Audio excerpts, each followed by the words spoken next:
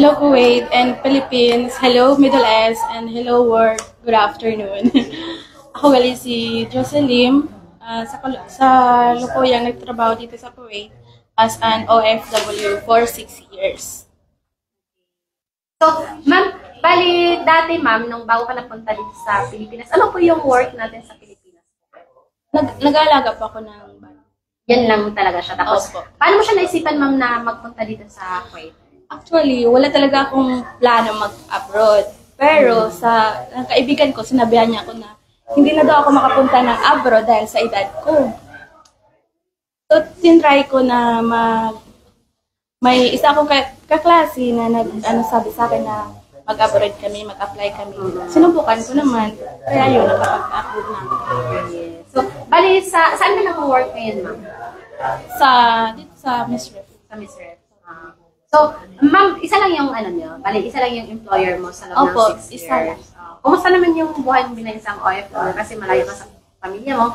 And every 2 years ka bang umuwi? Hindi po. Nag-uwi po ako ng 4 years. 4 years? As in, diretso yun 4 years Opo. sa kakamawi. Okay. Mahirap siya sa una kasi syempre, bago ka pa lang, dami kang i-adjust sa kultura nila. Sa mga salita, pagkain nila, dapat mo talagang mag-adjust, kailangan mo i-adapt yung ano. Pero every week naman yung day off mo? Hindi po. Yung day off namin is every month, once a Once a month month. lang. Opo. Pero, nung nakita ko yung ICSA, actually last year ko pa siya nakikita eh. Gusto ko last year pa mag-enroll. Pero, na-doubt ko sa sarili ko kung payagan ako mag-aral. Mag-aral ng employer mo. Kasi nga busy sa trabaho, maliit pa yung bata na ilaalagaan ko. This year, sinubukan ko. Pumayag naman sila. Paano ka naka-decide, ma'am, na kailangan ko nang mag-enroll dito sa ICS? Kasi gusto ko mag-level up. Opo.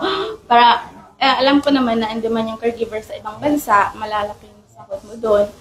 Pero, ang pag-aaral ng caregiver is a skills also.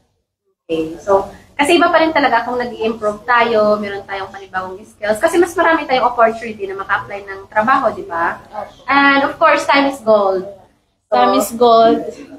Hindi pa uli ang lahat para mag-aral. Kahit matanda na, pwede pa mag-aral.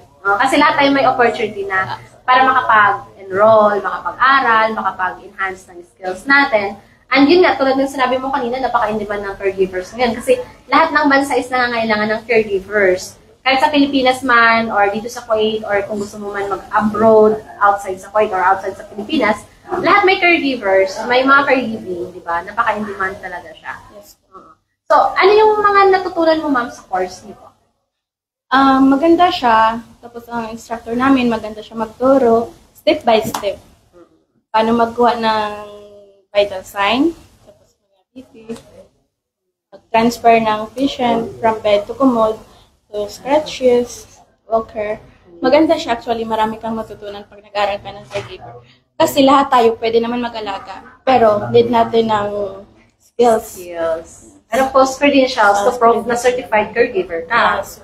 Kasi alam natin maraming nagtatrabaho ngayon bilang isang caregiver, pero ang kulang sa kanila is yung proof na certified caregiver sila. Kasi mas lalaki yung sahod mo kung may proof ka na certified caregiver. Yes. So, paano mo siya, ma'am, na-manage yung pag-aaral mo at the same time sa trabaho mo? Sa trabaho, okay lang naman. Okay lang. Kasi once a week lang naman ang klase. So, pag Fridays, doon po ako mag-aral ng binibigay ni sir. Ayan. So, basta management lang. Time management. Tapos, syempre, ang sahod din, divided. Sa school, sa family. Kasi nga, may mga priorities din tayo, di ba? So, kailangan lang talaga natin i-divide yung oras natin sa pag-aaral, at the same time, yung oras natin sa trabaho natin, and of course, yung financial. Yes. Kasi doon tayo medyo nahihirapan pagdating sa mga finances natin. Kasi kailangan natin na magpadala sa Pilipinas para sa allowance ng mga anak natin, sa family natin, di ba? Yes po. So, sobrang napaka-challenging ng, ng part na yan, especially sa finances natin. Okay, so, ano yung message mo sa lahat ng mga kababayan natin? Sa lahat ng mga kababayan ko, katulad ko na nagtatrabaho sa bahay, kung may oras kayo, pwede kayong mag-enroll kung anong course na gusto nyo. mag-inquire lang kayo dito sa ICSA. And ang payment nila is flexible naman po siya. Pwede naman po siya installment payment. Yes. Oo. So, and yung course mo is caregiver practical training, which is pwede lang siya tapusin ng 3 months. Yes. 3 months to 5 months. And once a week lang yung klase ninyo. Ano yung masasabi mo sa ICSA po, ma'am? Maraming salamat sa ICSA. Malaking tulong talaga yung mga natutunan namin dito sa ICSA. Saka yung mga instructor dito, magagaling magturo. Yes. And so, congratulations. And ngayon, tapos ka na sa course mo. And maraming salamat sa pagbigay ng inyong kwento dito sa ICSA. Share mo yung kwento mo. Kasi, alam mo, sa pag-share natin ng kwento natin, hindi natin alam ay may na-inspire na pala tayo ng tao. Kahit short lang yung message natin or short lang yung, hindi naman lahat kinikwento natin yung buhay natin. Pero, sa part na yon, may mga chances talaga 100% yung chance doon na may inspire kayo. Kasi, alam mo, dito sa ICSA, kung bakit nag-enroll yung mga students namin, kasi nakikita nila sa live namin na yun, nakapagtapos. For example, sa'yo na nakikita kanila na nagbigay ka ng kwento mo na yan, nakapagtapos ka na dito sa ICSA and ito yung experience mo. Kumbaga, bago ka nag-enroll, ganito yung mga experience mo. Kumbaga, napupulutan nila yun ng aral. Diba? So, yun, malay mo dito sa pagbigay mo ng kwento mo dito sa ICSA, marami din mga kababayan na mag-proceed na rin mag-kurso sa pag-abot ng kanilang pangarap po. And yan, so thank you so much po. And napili niyo yung ICSA na maging katuwang sa pag-abot ng inyong mga pangarap. And congratulations in advance. And maraming salamat din sa lahat ng mga nanood sa atin ngayon.